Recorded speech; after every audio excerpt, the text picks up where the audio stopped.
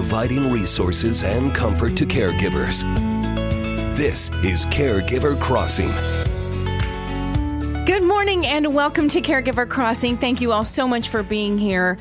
If this is your first time joining us, Caregiver Crossing is a show. It's brought to you by Joy's House, presented in partnership with Cardon and Associates. We're here every week to talk about all things caregiving and also other stuff. As you'll see, as you'll quickly learn, we always just seem to get off the path, but it's only for a minute and it's good, clean fun.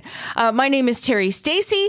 In studio with me is our friend Noah Thomas, who is joining us, doing all of the work. And Noah, we've got Tina McIntosh on the phone. Tina is the founder and president of Joy's House, and she's not with us. She's on the phone. I mean, I'm with you. She's in Kings Island. She's at Kings Island for the 4th of July weekend, and it's long lines, and that's why you had to take some time off here. I mean, right? Long lines. I like the way you think. First of all, Noah, I don't know who Noah Thomas is. Oh, what did I say? Taylor, I'm glad you're here as our producer. I didn't get that. You know what? Noah Thomas, I think, is a famous singer. Oh, my gosh. Well, so is Noah Taylor. Noah Taylor, hit it. Maybe one day. Oh, okay. Well, good morning, everyone. I wish I could tell you I was at Kings Island. Instead, I'm home just not feeling great. So I thought rather than share my germs with those of you that I love, I'll just keep them to myself. So, you know what? Yeah. I'm sorry. I'm sorry you're not feeling well. Me too. Yeah. It could be a lot worse. Here's what I just said to my mother-in-law. As a lot of you know, I have a checkered history of health issues, and I currently have a brain tumor. And I got a phone call from my neurosurgeon's office the other day as I'm not feeling great. Just with, kind of cold kind of issues. And they just reviewed my brain MRI results, and they're going to take it to the tumor board to discuss next steps. So, just feeling a little under the weather is whatever in my world. Like, I will get through this just fine, and then accept all the prayers for my case going to the tumor board. So, first of all, I told you I didn't know there was a tumor board, which I thought was very interesting. But I have run into lately friends that need to have these very important tests scheduled. They leave the doctor's office and the doctor's like, okay, you know what? You need to have, we need to get you a stress test right away. And so you schedule it on a particular day, but the insurance company says, that's not, you're going to have to wait. And I'm so tired of insurance companies having the power that they have to make these determinations for oftentimes tests that a doctor says you need right away. But the insurance company stops you and says, no, because of the whatever million reasons, you're going to have to wait and reschedule that or move that back a bit. And I'm just tired of it. You make an interesting point, and it is easy to sit in frustration because I certainly have been there with, people that I love recently. But I would suggest that you're talking with either, if you've got a contact at the insurance company, you're talking with them and asking them to advocate for you. If you need to do a peer-to-peer review, you can file with your insurance company to do that. Or have your physician's offer do that peer-to-peer review for something that maybe that's been denied or is taking too long. But, advocating for yourself and your loved one and asking other people to do the same thing will get you very far. The other thing I thought where you were headed with this, Terry, is the wait lists are ridiculous. Oh, absolutely. So, that's why it's so critical that, when the insurance companies, it's like they don't even realize, well, wait a minute, there's a backup already. I was lucky to get this, I'm just, anyway, I'm sorry. Please go ahead because your tips and advice is so good. This is really helpful for people. And, from the waiting perspective, one, obviously ask if there's a wait list or if there's a way that you can get in sooner if it's necessary. If it's not necessary, please wait your turn because there are other people like what we're talking about where it's very critical and time sensitive. But the other thing is you can communicate with so many of your doctors and medical team now, through the portals that they have. And so I use my IU portal for everything, and it saves me from having to go in. You can also ask if you can do a virtual meeting. Sometimes you don't have to be in the office, and you can squeeze a virtual meeting in with your doctor and get a lot further, a lot faster. So I'm actually really glad you brought it up. Well, I mean, I think it's it's relevant. I think it's I think people all understand that are going through this stuff right now. I feel like, and your advice is fantastic. Those are things I didn't think, because you feel helpless. You think like, okay, well, the insurance has got me and the doctor's got me. I just have to do what you just do what you think you got to do. And I think it's bad. I think it's sad that you've got to take extra steps oftentimes when you're scared already because these tests have been ordered. And now you've got to argue and advocate and do all that you need to do at a time that you just need to be able to get your appointment in good and go, right? I just feel bad about it. I feel like we've gotten so big. I think the medical world has gotten so big. You've got 15, 16 doctors. I was watching Little House on the Prairie the other day. Right. No. Okay. Well, anyway, I should Little stop. House on the Prairie. No. I'd like you to see this one through. Go ahead, Nellie. I was thinking about this, how awesome it is that you can just, you can get on your horse. And you can just ride up to the doctor and walk in and say, "Doctor, Mary's got a fever." Yeah, but I also want to point out the same doctor who gets the worm out of your ear is the same doctor who's going to cut open your abdomen to remove your appendix. No, you're right. I got crazy. I got a little crazy there for a minute. I did. I think maybe somewhere in the middle is, as usual, in the middle is a good place to be. So this is a little different, but I think it's still going to help somebody. And we only have like a minute before we have to take a break. Yeah. But Noah, you brought to our attention that July is what Safety Awareness Month? This is very important, especially for July. It's ultraviolet UV Safety Awareness Month in the United States. This is a really important time dedicated to raising awareness about the harmful effects of UV rays, specifically on our skin and eyes. Okay.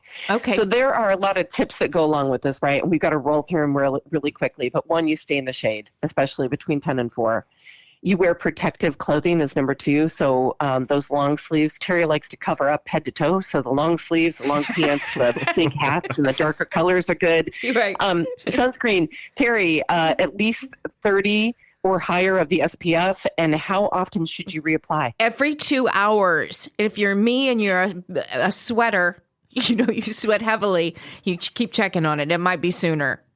Next. Yeah, and protect your eyes.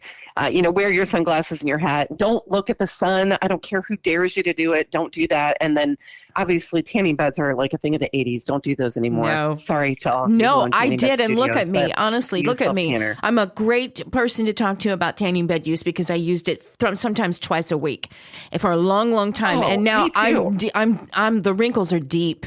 Shouldn't be this deep. Nothing was better than the smell of burnt skin in a tanning bed. But don't do that. That's just a bad idea. No, it's terrible. Take care of yourself and your loved ones. And I know, Noah, we've got to take a break. Let's do. You're listening to Caregiver Crossing, a show designed for family caregivers and the people who love them. Caregiver Crossing is brought to you weekly by Joyce House in partnership with Cardon and Associates. We are here every week to bring you support, education, and hopefully a good laugh.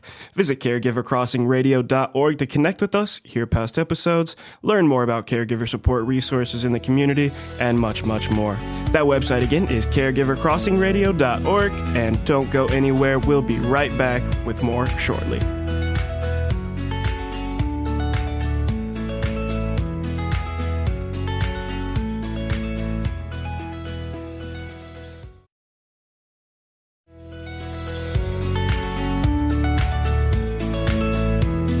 Welcome back to Caregiver Crossing. I'm your producer, Noah Taylor.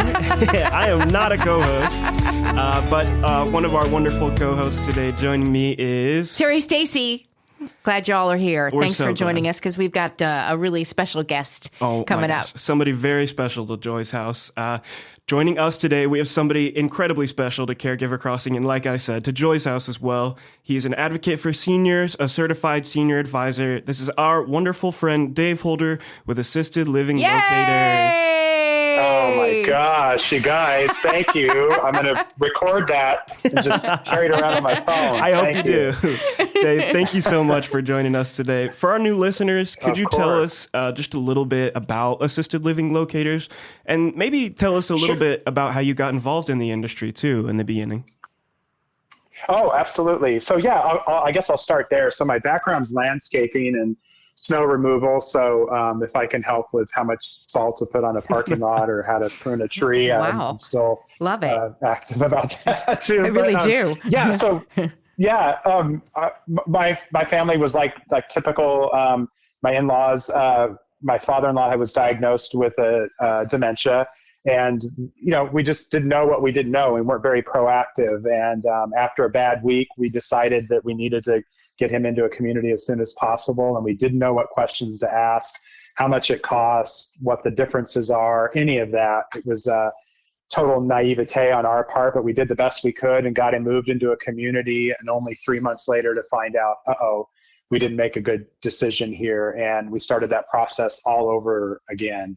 And I was looking to make a change in my career and met somebody who I'm so thankful out of the blue knew nothing of what we had just gone through with my family, thought this would be a good fit for me. And when he suggested that and explained what the role was, I just jumped up and down and said, I've got to do this. And so that was 6 years ago, this past June, that I started Assisted Living Locators. And you can kind of think of me, you mentioned certified senior advisor, kind of like a realtor for senior living. So I focus in the independent living, assisted living, and memory care, otherwise known as like the residential market. So I'm there to be that advisor to help you understand what those differences are, understand what the family's needs are from a long-term goal to understanding the care needs. And then I make recommendations and say, hey, based on what you're looking for, I think these 3 or 4 communities might be a great fit. And then I go on the tours there with the family. So I'm there to ask those questions, make sure they're understanding everything, wear that advisor advocate hat.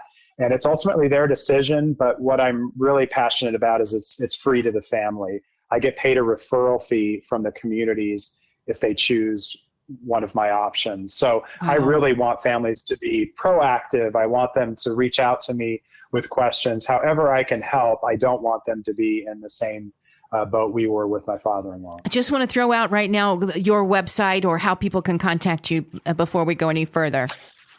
Oh, sure. My phone number is 317-854-9030.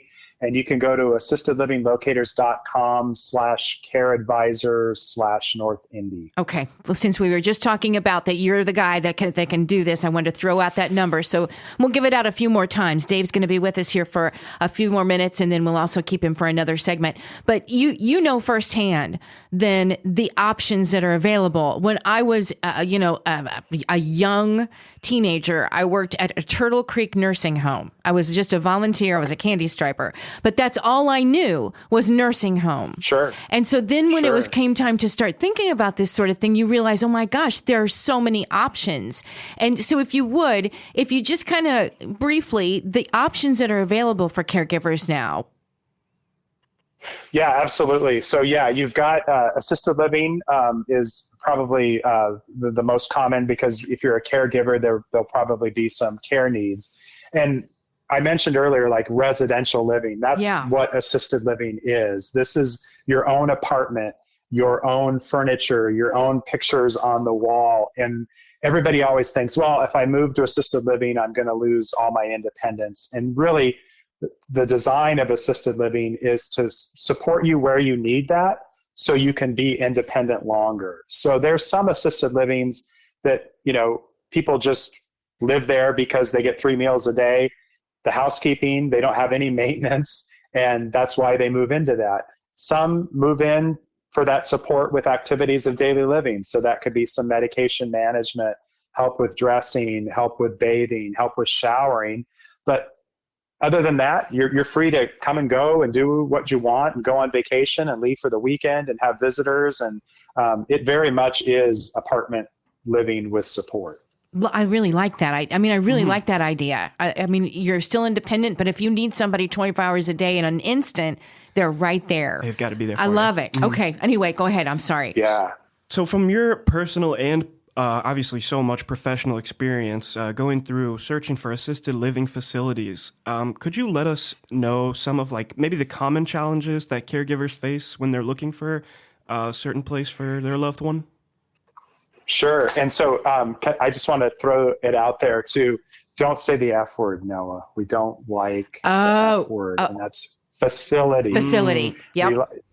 And if you like, nobody wants to move to a facility, right? They want to move into a community. So I always just want to share that. I don't mean to come across like arrogant definitely. like that. It's a good lesson. It's a good lesson. Yeah, it's very important at Joyce House too. We love to make sure that it's our guests are in their house, not a facility. Yes, right. Yes. Right, exactly. Yeah. So, you said how that can help caregivers. I think one of the biggest things is that it's so difficult being a caregiver, and it's so difficult taking on that role. And I think that what assisted living, you can find a partner in that care. That's one of the biggest things that I coach families on is, this might start as a real estate transaction. And I know that I'm not downplaying the fact that you want mom to have that walk-in closet or dad to have that den. I mean, that's all very important. But ultimately, it really boils down to the care and the communication and the staff. And I think when this really, really works is you have a partner in that care. You trust them and their operations and that they have that open door policy. So if you've got a concern, because balls are going to get dropped here and there, that you can go, you feel confident going to them and saying, hey, mom's medication was late last night, or dad's showering what didn't show up for 2 hours, what happened, that they're going to fix it and they're going to address that. And on the same side of the coin, or the other side of the coin, is that there's going to be a decline. And do you want to hear that mom is struggling now cognitively, or dad's going to need a little bit more care? Do you trust them and their processes to make that work? And so ultimately, when that works, it lets the caregiver be that son or daughter again, or that spouse again, and have that life, and to have somebody share in the care of your loved one. Dave Holder is with us, Assisted Living Locators. We've just got about a minute, Dave, and maybe this is too long, a question that needs a longer response, but what financial considerations do caregivers need to be thinking about when they're looking into assisted living options? So many times I've heard people say, we had to sell everything just to get mom or dad in. So talk about that a little bit. Yeah, it is expensive, and I can talk in more detail about how that cost comes together, but yeah, the majority of the communities that are out there are going to be private pay, which means, Medicare does not pay for that. You either have to have the savings, combination of Social Security and retirement. Maybe you have a long-term care policy that you can use towards that. If you think that maybe this might be a 5-year journey or resident, you might want to look into Medicaid. So reaching out to a Medicaid specialist or an elder law attorney to really understand what levers you can pull sooner than later to be able to afford that. We have the Medicaid waiver here in Indiana, which is a great thing that allows an option and a more affordable option without the only option being a nursing home. So being proactive, understanding what those costs are, because on average, it's probably going to be $5,000 a month. So, $60,000 a year. Yeah. You're listening to Caregiver Crossing, a show designed for family caregivers and the people who love them. Caregiver Crossing is brought to you weekly by Joyce House in partnership with Cardon & Associates. We are here every week to bring you support, education, and hopefully a good laugh. Visit caregivercrossingradio.org to connect with us, hear past episodes, learn more about caregiver support resources in the community, and much more. That website again is caregivercrossingradio.org. Please don't go anywhere. We will be right back with more Dave Holder for you.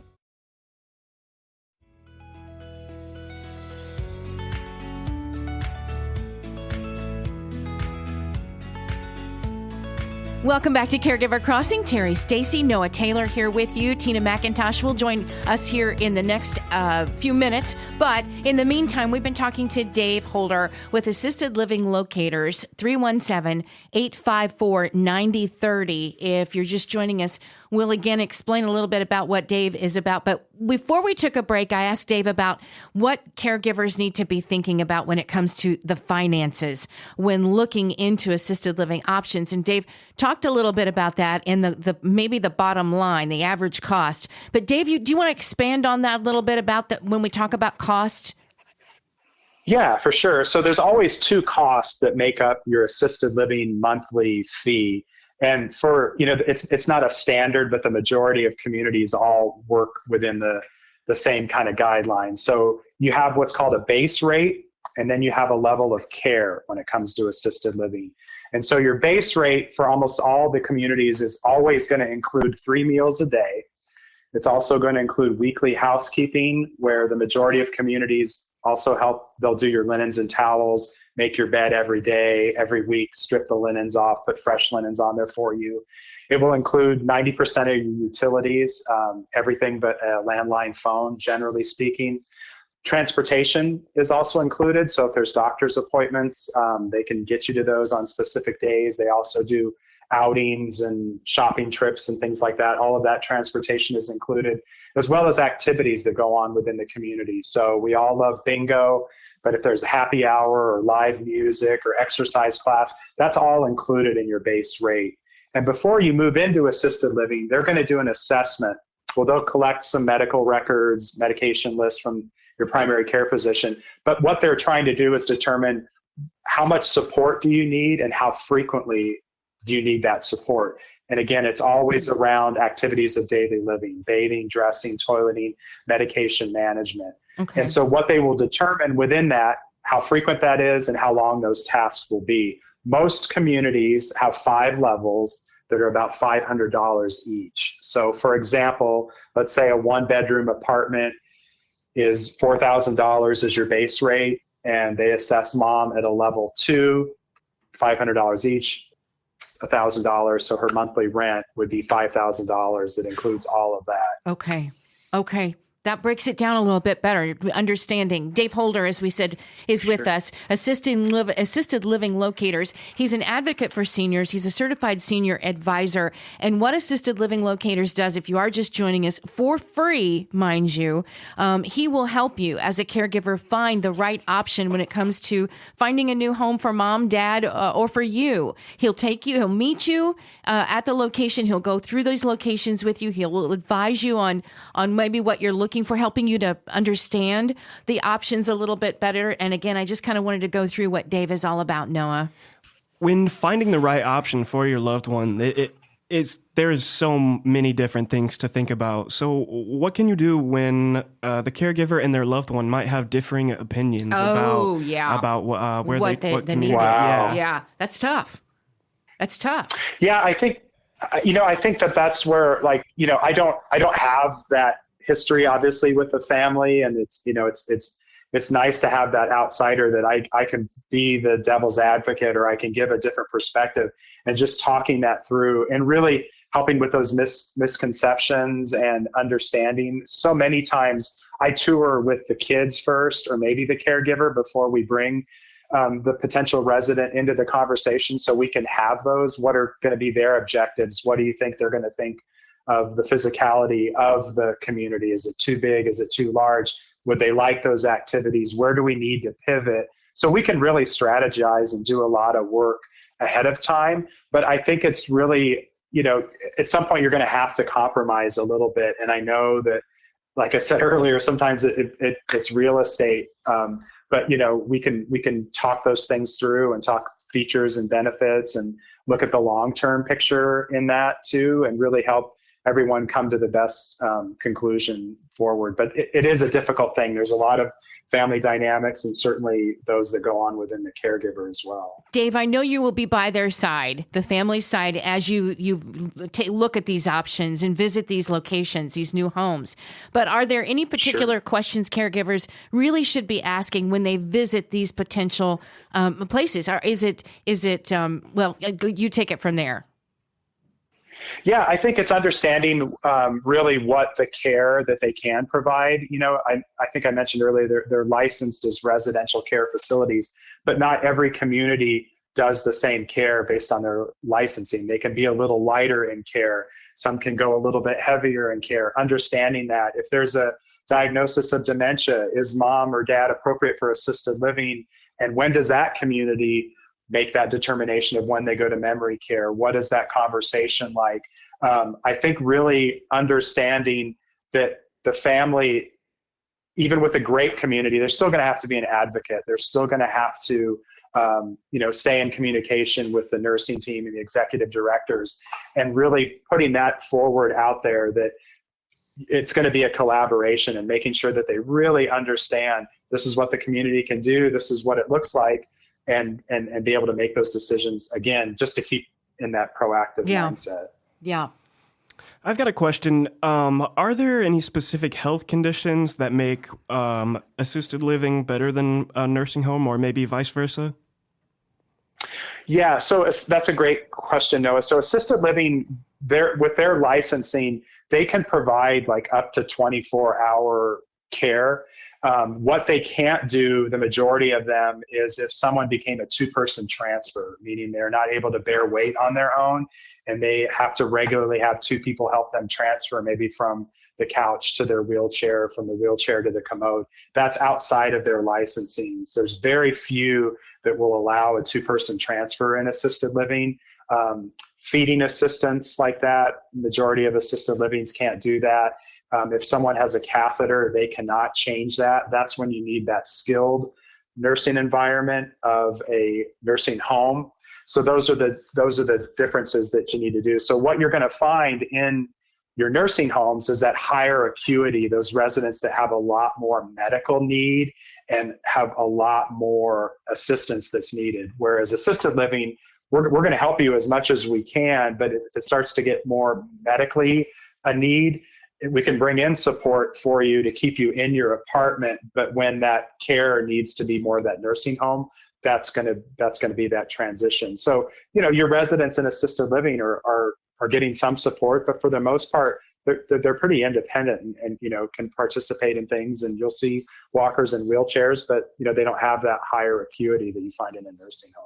317-854-9030. 317-854-9030. That's how you can reach Dave Holder with Assisted Living Locators. And I tell you, it is a service that I wish I knew about sooner. I mean, it's just such a great, it's free. He will take care of you for free. And again, the website, Dave? It is assistedlivinglocators.com/careadvisor/North Indy. Okay. You're terrific. Thank you so very much. We appreciate it. Dave Holder. Thank you, guys. Thank you so much. Thanks for having me. You'll come back and see us soon, I know for sure. Noah. You bet. You're listening to Caregiver Crossing, a show designed for family caregivers and the people who love them. Caregiver Crossing is brought to you by Joyce House in partnership with Cardon and Associates. With 20 communities owned, operated, or managed in the Midwest and more than 40 years of senior living experience, Cardon and Associates provides residents with the best senior living options and personalized service. Visit cardon.us for more information and to find a community near you. Stay put. We'll be right back with more Caregiver Crossing after the break. Welcome back to Caregiver Crossing. Terry Stacy along with Noah Taylor. Hey. And also to Tina McIntosh, who's joining us on the telephone. She's not feeling great, but we're glad to have her voice anyway. I think she sounds great. I think she sounds better than when she's well, quite frankly. I think I will not feel like this all the time. I'm sorry that I was not able to be on with Dave. It's okay. Because I love that guy, by the way. I know. You needed to Dave lay back Holder, down. The best. He's incredible. Yeah, well, he really is. So yeah. You want to talk about? Well, let's talk about some. And I don't even really know how an easy segue into getting this, other than it's the holiday time, and there's a lot of families that are together right now. It's summer, kids are home. It's family bonding time, right? So we've got a few suggestions that kind of foster bonding between caregivers and their loved ones. Right? Let's do this. We will start off with Tina, please.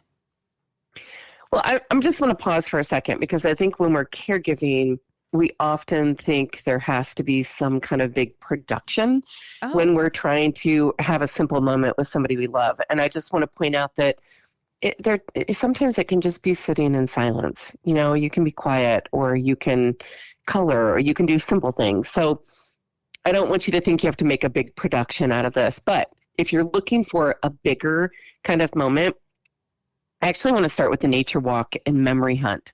So, Carrie, this is a good idea. Do you remember years ago when Candace was still with us and we did the forest bathing? Yes, I do. I do remember. Loved. Do you know this, Noah? No, forest bathing is? I don't. Please tell her what it enlighten me. is.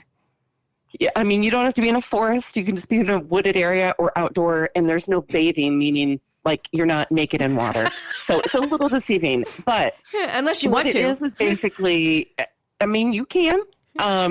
It basically is this nature walk. So forest bathing, there's a little bit more to it, where you usually have a lead, and the lead takes you and a small group of others into a nature area, into, you know, woods or forest, and you are spending moments in nature that are just outside of your norm. For instance, hey group, we're going to take 7 minutes. You're each going to go out, and you're going to see how many things you can find that have movement to them. Mm-hmm. And so you go out and you're looking at the ants on the hill. You're looking at the way that the weeds or the cattails are blowing in the wind. You're looking at the leaves. You notice the bees buzzing. It's just really helping you get present with nature. Now, when you have a loved one living with a diagnosis, that may or may not be something that you can do. If you can do it, do it. Just Google it, forest bathing. I love it. Nothing wrong with going for, it's wonderful. It's wonderful. Yeah. Nothing wrong with going for a nature walk and a memory hunt. So just, going for a walk in a park, in a nature reserve, down the sidewalk, and just collecting natural items like leaves and stones and flowers, and talking about how they remind you of special moments or people. And maybe you decide you're going to take them back and you're going to have a little display and keep them, in a memory jar at home. It's maybe lovely. With my kids, we used to make the alphabet or spell our names out of things we found in nature. Oh, that's good. It's so much fun. So that's one idea. What else do you guys have? That's a good one. I want to tell you about cooking, because I'm not a good cook at all. But when your loved ones are all together, you don't have to do this. You just do this at the next family gathering. These recipe exchanges and cooking together is priceless, and I'll tell you why. It's because it's something you will never forget. You will never forget the things that happen when you are all together in a kitchen, which is the heart of the home in many places, and then that exchange of cooking recipes and cooking together is just a time you will never forget. It's family. It becomes a tradition, and you can do that anytime. Doesn't even have to be the holidays, but it's kind of a fun way to start. And I love that one. I do, and I think it's so beneficial for everybody, and to capture from your loved ones that are elderly, they're great recipes that you love to keep forever. Mm-hmm. Forever. Grandma's always got good recipes. And little tips. Yeah, but it's true. And talking about, like, my grandma made pineapple upside down cake. I haven't had that. Or strawberry rhubarb pie, like, takes me back to my childhood. Yeah. My oldest, Maya, has been in town for a couple of weeks, and she came over, and she had someone with her. Each of my kids had friends or people that they're dating with them. And we did this last week. There were 10 of us, and Maya and I really cooked a dinner, and the others kind of just hovered around, and we talked, and we talked about cooking, kind of did this informally. And then afterward, I made the 8 of them who didn't cook clean up and put everything away. It was lovely. See? But not this really is the a good point. one. Not really the point. This is a good one. My point is, I will cherish the memory of all of us in the kitchen together, and friends and music and laughter and conversation. And it wasn't anything formal. No. And it wasn't anything planned. It just happened. So that's a great, I love that one. Oh, those are such good moments. Noah, what you got? I want to talk about my favorite family bonding activity, the music jam session. My music is so important in my family. I think growing up, my mom and dad just listened to so many like eclectic types of music. It's just so much fun to like get your family together and sing along, dance. I mean, even create a little family band maybe. I think it's just so important. Music evokes so many emotions in so many people, especially so many of our guests who do have dementia. And again, another thing that you'll never forget. Exactly. Anyone will ever forget those moments. And music is so good for, somebody in the family that might have Alzheimer's, right? Mm-hmm. Tina, I think you've said, music, I've heard you say on commercials, that the music is something that is oftentimes never forgotten, brings back so many memories. It stays in our memories and in our souls differently. And I think, Noah, you make a great point. I remember when you were little, I know your mom and dad. And so I promise you had kitchen jam sessions where you danced to, whatever. I mean, my youngest split her lip on the corner of a counter to Black Eyed Peas. And it was one of the best jam sessions we ever had until we were at the ER. Right. But why don't we do that kind of stuff anymore? Like Right. as we get older, why don't we do that? And so as you're caring for somebody, whether it's your partner and you grab that person for a dance and you have a moment, or it's somebody else in your life and you grab them by the hands and whether you can spin each other around or you can just sway back and forth to the music or sing to each other. I'm not sure why we get so shy about that as we get older, but I'd say get over yourself and let's do the thing. Yeah, let's sing and dance together. Something. Yeah. Yeah. So good. Yeah. I know we literally have to go. Yeah. So Get I'll well. let you guys wrap it Feel up. better. I'll see you next week. Okay. Deal. See ya. All right. Go ahead. As we continue, as we close the show, we want to remind our listeners that they can contact us for more information and resources to help you through the journey of caregiving. Do that by calling 317-254-0828. Noah? Caregiver Crossing is supported by Cardon and Associates with 20 communities owned, operated, or managed in the Midwest and more than 40 years of senior living experience. Cardon and Associates provides residents with the best senior living options and personalized service. Until next time, take good care of each other.